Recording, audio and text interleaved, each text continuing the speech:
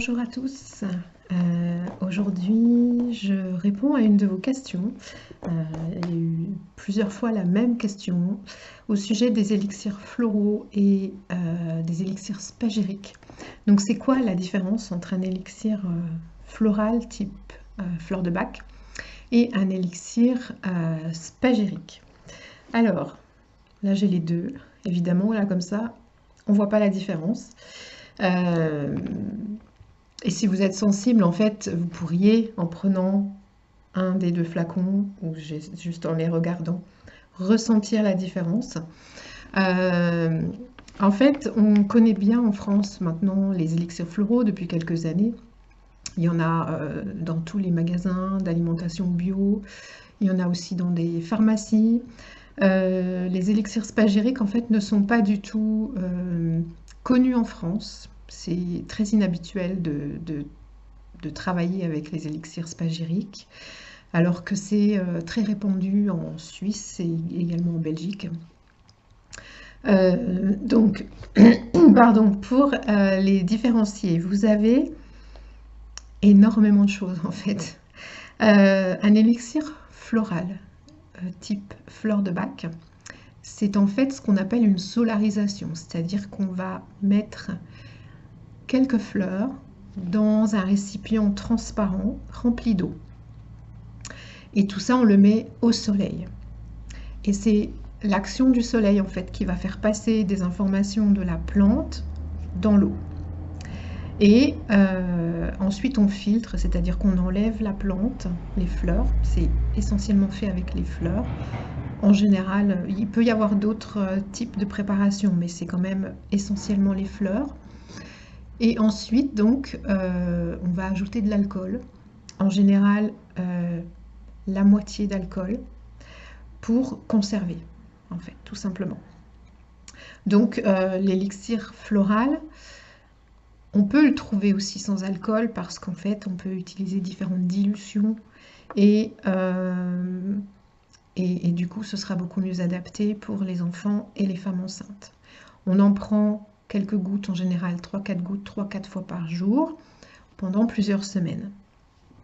Et ça travaille sur la sphère émotionnelle. C'est principalement la sphère émotionnelle qu'on va cibler, c'est-à-dire par exemple les cauchemars des enfants qui dorment pas bien, ou si les adultes aussi ont du mal à s'endormir ou à bien dormir, s'il y a du stress, si je sais pas, on a un manque de confiance en nous, on est perdu, etc. Tout ce qui est lié aux émotions va pouvoir trouver des réponses et des aides dans les élixirs floraux. On les appelle des fleurs de bac parce que c'est le docteur Bach qui a créé à la base ces élixirs et qui les a fait tester, qui a écrit sur le sujet et voilà, qui en a, comment dire, qui les a fait vraiment connaître. Donc tout part de lui à la base, mais en fait il y a plein de laboratoires différents qui proposent les élixirs de fleurs, les élixirs floraux, et on a d'un côté les élixirs traditionnels, je vais dire, enfin en tout cas les plantes que le docteur Bach avait travaillées, mais il y a plein de laboratoires qui proposent d'autres fleurs également, parce qu'en fait tout est possible avec toutes les plantes, c'est possible. Et il y a également des mélanges qui existent, des complexes, pour cibler certaines problématiques. Un élixir spagyrique, lui, il est créé selon des procédés alchimiques. Donc c'est beaucoup plus long, c'est-à-dire qu'il faut quelques heures pour faire un élixir floral. Hein. On le met quelques heures au soleil, ensuite on filtre, on ajoute l'alcool et c'est terminé. Un élixir spagyrique, on va d'abord mettre une plante dans de l'alcool. Et ça peut durer des mois, des années. Voilà. Et ensuite, on va transformer la plante. Et ça prend plusieurs heures. Et ensuite, il y a encore tout un procédé, tout un processus de maturation. Et on ajoute forcément aussi des rituels, de magie, il y a quelque chose en plus. Mais déjà, voilà, c'est tout un procédé alchimique qui est extrêmement long. L'élixir floral, tout le monde peut le faire. Et l'élixir alchimique, tout le monde peut le faire si on a appris, mais ça demande quand même beaucoup plus de préparation, de temps, de conscience aussi, parce que c'est ça qui va changer le résultat, en fait. Normalement, pour un élixir alchimique, c'est la plante qui nous appelle. C'est-à-dire qu'il y a des personnes qui décident de travailler avec certaines plantes, qui font leur élixir avec cette plante-là. Mais si on veut vraiment suivre ce processus alchimique, cette philosophie, on va plutôt attendre que la plante nous appelle, c'est-à-dire que ça peut être par le rêve, ça peut être par l'odeur tout à coup qu'on ressent, ça peut être parce qu'on passe sans arrêt à côté de cette plante, qu'on en entend parler sans arrêt. Bon, voilà, à un moment donné, on va sentir que c'est avec cette plante qu'on peut travailler. Donc on va aller la cueillir, on ne fait pas n'importe comment ni n'importe quand.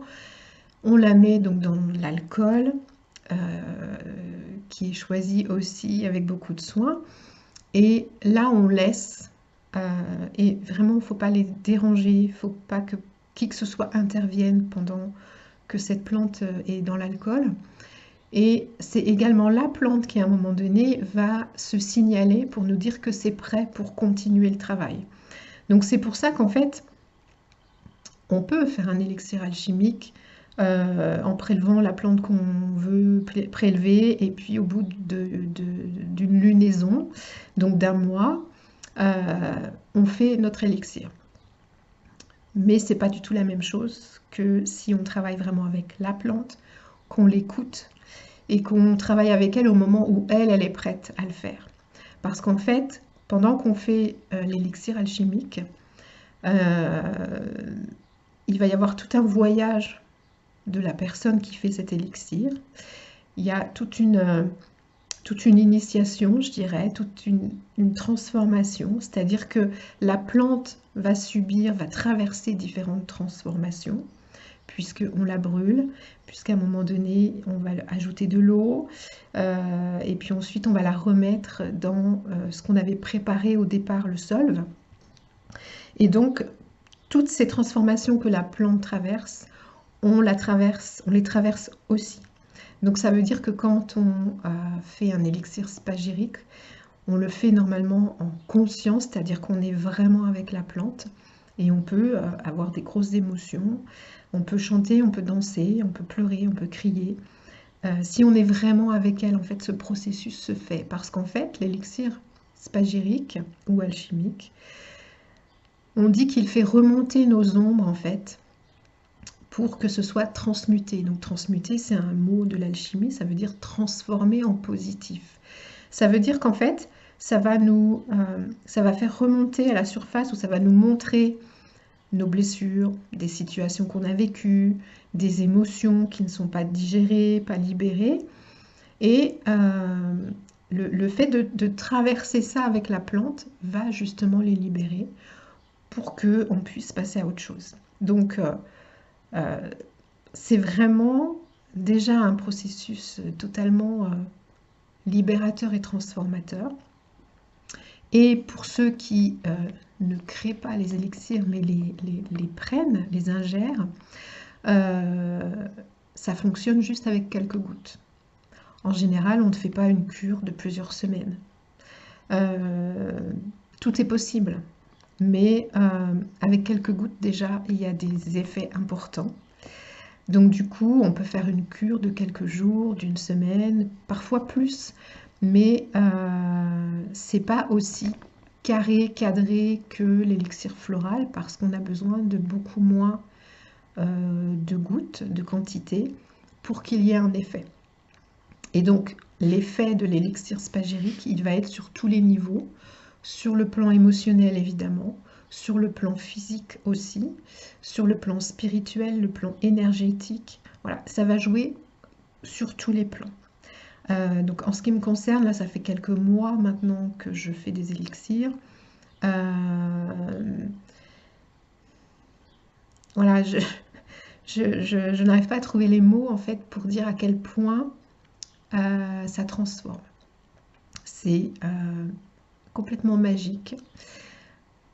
Il y a le corps effectivement qui se transforme, il y a des synchronicités dans la vie en permanence, il y a les relations qui changent, on rencontre aussi des personnes, il y a des possibilités, des ouvertures qui se présentent.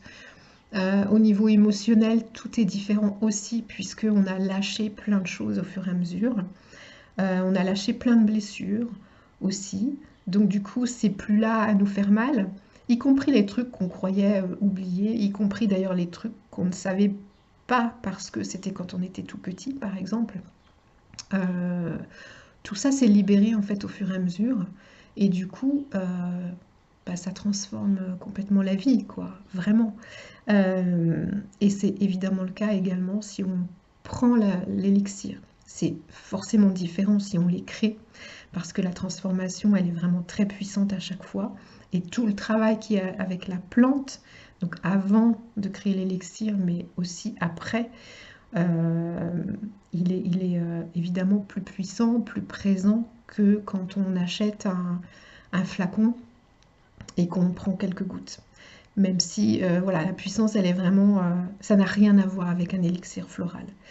Donc personnellement, je fais les deux parce que ça fait très longtemps que je fais des élixirs floraux. J'aime beaucoup les faire et puis je trouve que c'est aussi très aidant, très efficace. Et après, ça ne s'adresse pas aux mêmes personnes forcément. Voilà, il y a des personnes qui vont avoir besoin d'un élixir floral pour certaines problématiques. Et je trouve que c'est bien. L'élixir spagyrique va aller beaucoup plus en profondeur en fait, hein, dans nos problématiques et dans nos besoins. Du coup, ça va nous apporter complètement autre chose. L'élixir floral, vous pouvez le trouver, comme je l'ai dit, partout maintenant. Il est bien évident que à la base, c'est quand même un produit qui est vibratoire, c'est-à-dire que c'est la vibration du produit, de celui qui l'a créé, du moment où il a été créé, qui fait le produit. Et donc, si c'est fait de manière industrielle, je vais dire, en tout cas à grande échelle, par certains laboratoires, on n'a quand même pas la même qualité. On va pas se mentir. Moi, j'ai un gros souci aussi avec le fait que ce soit dans des magasins avec un code barre, parce que quand on a un produit vibratoire, bah, ça va pas ensemble. Voilà, à partir du moment où on passe le truc sur le lecteur de code barre, bah, voilà, on peut le jeter. Enfin, pour moi, il est forcément beaucoup, beaucoup moins efficace. Et du coup, les élixirs spagyriques, en général, vous ne les trouverez pas en magasin. Ça, c'est pas possible. Ce sont des produits qui sont gardés précieusement et qu'on ne diffuse pas n'importe où, n'importe comment, parce que justement, il y a une vibration, il y a une puissance qui fait qu'il faut en prendre soin. Il ne faut pas les mettre n'importe où, il ne faut pas les mettre entre les mains de n'importe qui. Et ça n'a pas sa place dans un magasin et surtout pas avec un code barre. Enfin voilà, parce que votre produit, enfin, ça n'aurait plus aucun sens, il n'aurait plus aucune valeur. Voilà, c'est pas possible.